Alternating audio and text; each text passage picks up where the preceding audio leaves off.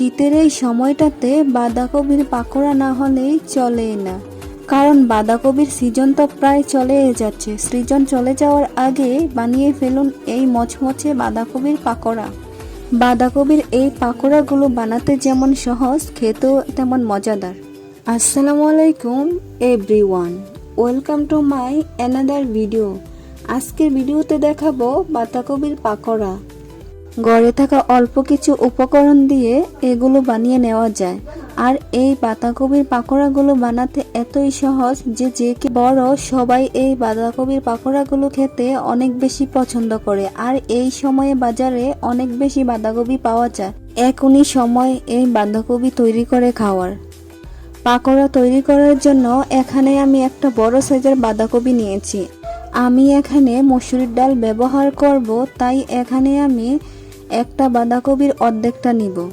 বাঁধাকপির উপরের পচা অংশ বা নষ্ট পাতাগুলোকে আমি ফেলে দিব, দিয়ে ভালোভাবে কুচি কুচি করে কেটে নিব।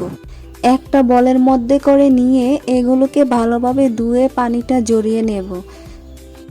দিয়ে দেব 1.5 কাপ পরিমাণ মসুরি ডাল বাটা, সাথে দিয়ে দেব 1 চা চামচ রসুন বাটা, 1 চা চামচ আদা বাটা, 1 চা চামচ কর্নফ্লাওয়ার, আর সাথে দিয়ে দেব 1 কাপ পরিমাণ চালের গুঁড়া। আপনারা চাইলে এখানে ময়দা বা আটা ব্যবহার করতে পারেন।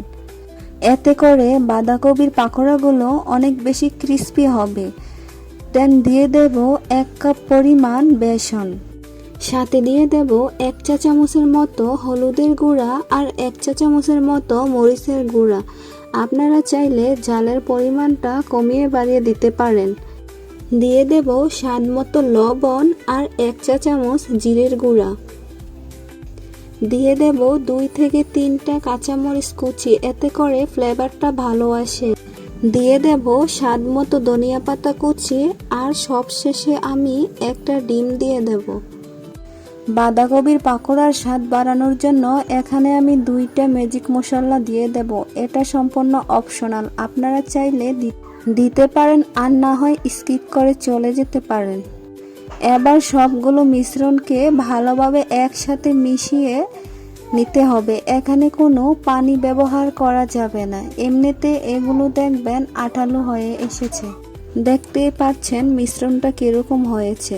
চলে যাচ্ছি চুলায়। চুলার মধ্যে একটা প্যান বসিয়ে পর্যাপ্ত পরিমাণ তেল দিয়ে দেব। তেলটা একটু গরম হয়ে আসলে একে একে করে সবগুলো পাকোড়া দিয়ে দেব। আর পাকোড়া তৈরি করার জন্য তেলটাকে একদম হাই হিটে গরম করবেন না, এতে করে পাকোড়াগুলো কালার চলে আসবে আর ভিতরটা কিন্তু একেবারে কুক হবে না। আর এই পাকোড়াগুলো ভেজে নেওয়ার সময় চুলার হিটটাকে শুরু থেকে শেষ পর্যন্ত মিডিয়ামে রাখতে হবে।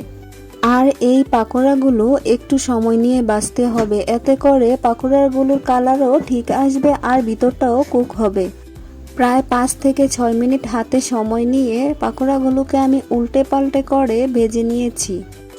দেখতেই পাচ্ছেন আমার পাকোড়াগুলো কিরকম হয়েছে। আমি একে একে করে সবগুলো তুলে নিই।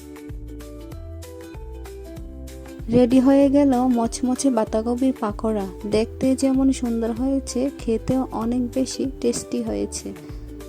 আজ এই পর্যন্ত। আল্লাহ হাফেজ, সবাই ভালো থাকবেন।